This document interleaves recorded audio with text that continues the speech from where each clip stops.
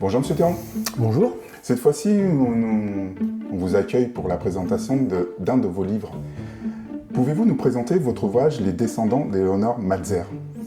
Alors ce livre est sans doute l'un des plus personnels que j'ai écrit. Il est né de mon quotidien, de ce que je vis et je ressens en tant qu'éducateur spécialisé. Derrière la fiction, il y a des visages, des situations, des colères et aussi des espoirs très concrets.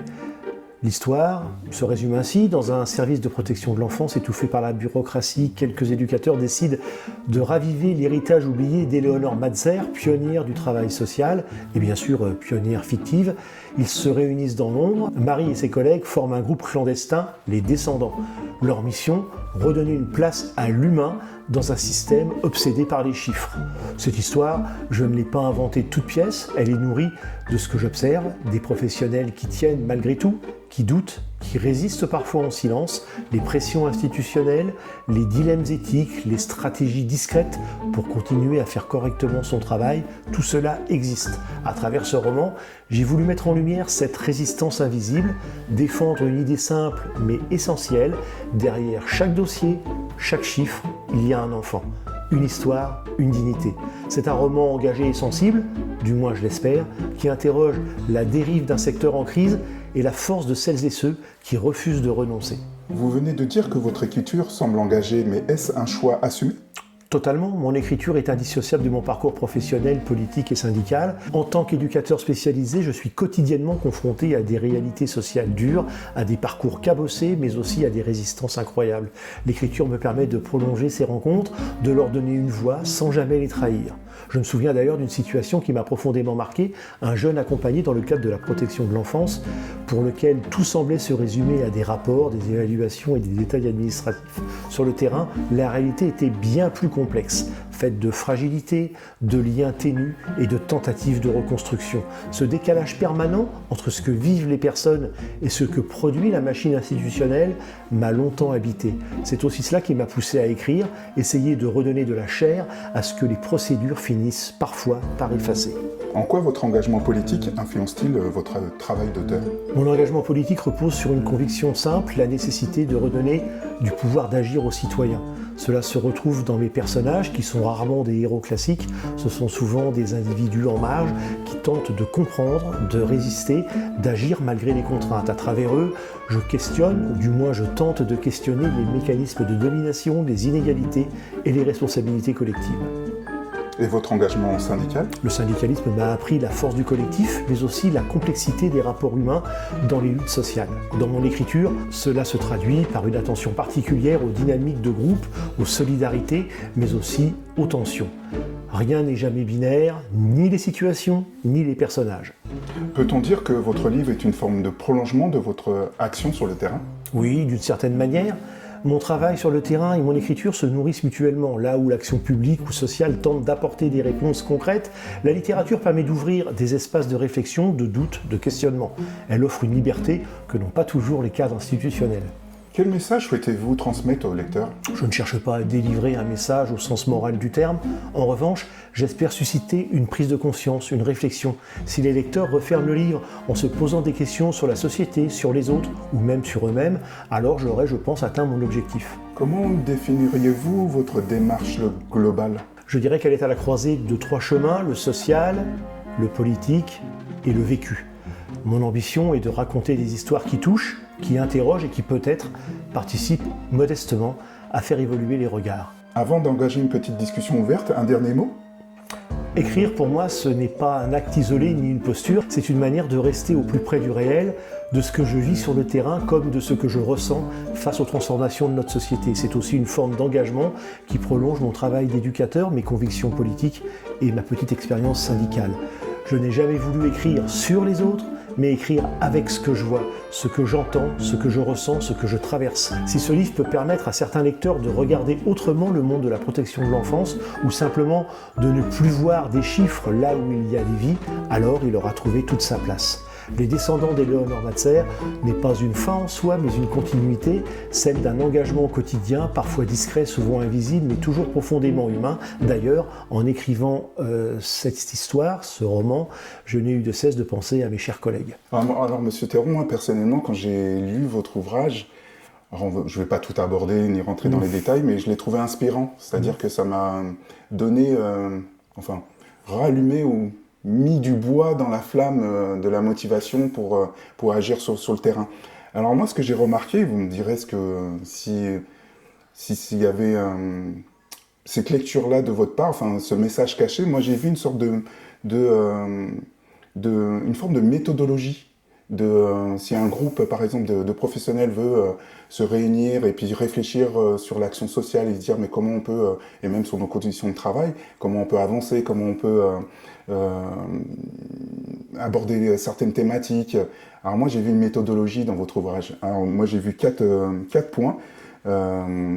Donc effectivement, il y a une première partie qui parle des valeurs et des principes fondateurs d'une forme de mobilisation.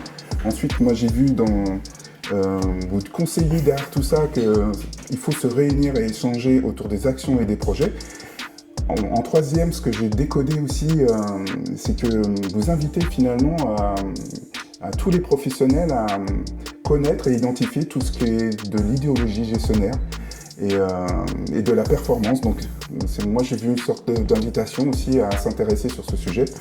Et enfin la quatrième partie, ce que j'ai repéré, vous nous invitez derrière tout ça à l'action et derrière l'action, une action pensée avec une stratégie. Je vais donner 3 exemples moi, de ce que j'ai noté comme stratégie. Ne pas se confronter frontalement à la direction. Utiliser les réseaux d'influence au sein de votre service. Et enfin, être en capacité de réveiller pas de réveiller, mais de récolter un maximum d'informations sur son environnement et tout ce qui ne va pas. Donc voilà, je pourrais aller encore plus loin. Et la dernière chose que je voulais rajouter, c'est que, et je pense que ça va faire écho à beaucoup de professionnels, c'est que derrière ça, moi j'ai les éducateurs de l'ombre. Ça m'a fait penser à ça. Et souvent, quand je discute avec des professionnels, ils me disent on est les éducateurs de l'ombre. Et alors ça fait écho à mon expérience en prévention spécialisée, j'en ai fait 15 ans. Et souvent, on se disait on est des éducateurs de l'ombre. En tout cas, voilà, et donc ça me fait penser aussi à la dissidence éducative. Pour ceux qui se posent des questions, ce que c'est la dissidence éducative, il y a une description en tête de la chaîne. Mais voilà, moi ça m'a fait penser à tout ça. Alors écoutez, répondre à ça, ça va être compliqué. Alors en même temps, en écrivant ma petite histoire, je ne pensais pas que ça allait susciter autant de remarques et de remarques positives et de questionnements. J'ai envie de remettre un petit peu tout ça en perspective. Moi, c'est d'abord un roman que j'ai voulu écrire. Bien sûr, j'ai expliqué tout à l'heure que c'était un roman qui était sur mon expérience professionnelle, mais finalement, j'ai pas beaucoup de mérite. Le seul mérite, c'est d'avoir aligné quelques mots sur une page. Par exemple, le fait d'avoir à se réunir un petit peu hors de notre bureau, j'avoue que je l'ai écrit il y a pas mal de temps. Mais je l'ai écrit en n'ayant pas vraiment cette expérience-là. Cette expérience, elle a été remise au goût du jour avec mes collègues actuels qui l'ont remis au devant de la scène. Voilà. Les éducateurs invisibles.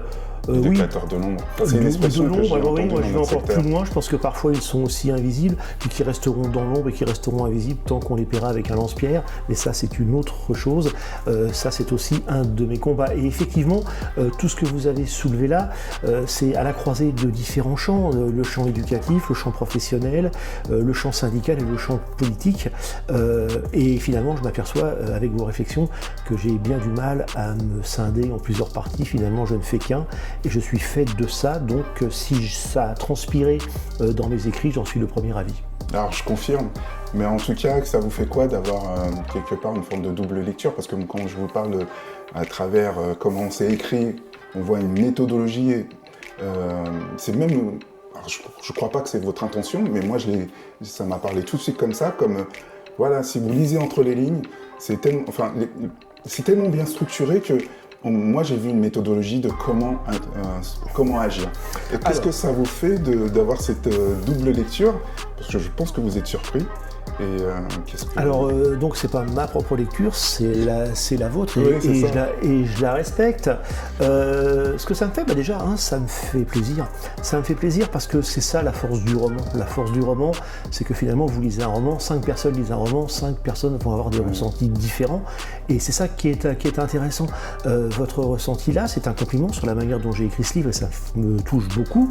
Mais ça va au-delà de ça. Ça veut dire que si on fait lire le roman à une autre personne, cette personne va avoir sûrement un autre ressenti, et c'est ça qui est intéressant, et c'est ça qui fait la force du roman, et c'est pour ça que moi j'écris des romans. Je ne vais pas vous faire un recueil sociologique, j'en serais bien incapable, j'ai pas le niveau pour faire ça. Par contre, le niveau pour raconter des histoires, ça je pense que je l'ai depuis le temps, et je pense que raconter une histoire, c'est aussi ouvrir des perspectives, et le champ romanesque pour ça est sans limite. Moi, j'espère qu'il y aura des commentaires sur cette présentation de votre ouvrage, et que les professionnels pourront partager leur lecture, double lecture. Et enfin, sur cette chaîne aussi, il y a une double visée, c'est à destination des professionnels, mais aussi des familles et par extension aux parents. Et je trouve que, j'invite aussi les parents à lire votre ouvrage pour avoir un regard sur la réalité, un regard sur notre réalité professionnelle, et ça peut donner, peut-être inviter à une compréhension, peut-être faciliter la relation entre les professionnels et les familles. Donc c'est une invitation aussi aux familles de lire cet ouvrage sur la protection de l'enfance, parce que sur les réseaux, l'image de la protection de l'enfance, elle n'est pas jolie, c'est compliqué, mais derrière tout ça, il y a des professionnels, il y a des humains. Et je voulais inviter les parents et les familles à lire cet ouvrage. Alors vous voyez, quand j'ai écrit ce livre, j'avais pas du tout ça en tête. Moi, j'avais juste raconté une histoire. Alors peut-être que ce qui fait que vous ayez pensé que toutes ces choses-là, finalement, ça veut dire que je l'ai écrit avec ce que je suis. C'est-à-dire que j'ai pas essayé de mettre autre chose. C'est-à-dire qu'on se prend pas pour quelqu'un d'autre. Je pense que ce qui a transpiré, c'est ce que je pense réellement. J'ai essayé un petit peu de le travestir avec des personnages inventés, mais faut pas être grand clair. Il y a certains personnages, je les ai dans mon quotidien. Il y a même certains, je pense que c'est un peu moi, mais de toute façon, à chaque fois qu'on écrit un roman, on est parfois dedans. En tous les cas, c'est ce que je disais tout à l'heure. Le premier but d'un roman, c'est de distraire, c'est d'avoir passé un bon moment quand on l'a lu. Déjà, quand ça, c'est acquis, c'est plutôt une bonne chose. Si en plus, ça peut servir à quelque chose, tant mieux. Si en plus, des lecteurs viennent le commenter, encore mieux. D'ailleurs, à ce sujet, je peux aussi dire que quand il y aura des commentaires, je peux aussi y répondre, parce que ça paraît aussi plus respectueux.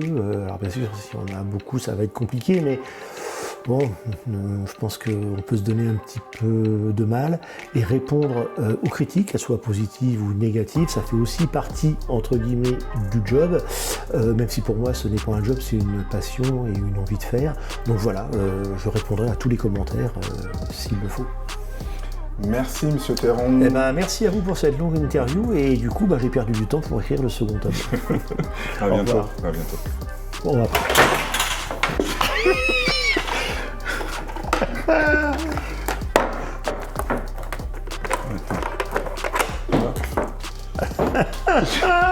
C'est vraiment du bricolage du dimanche.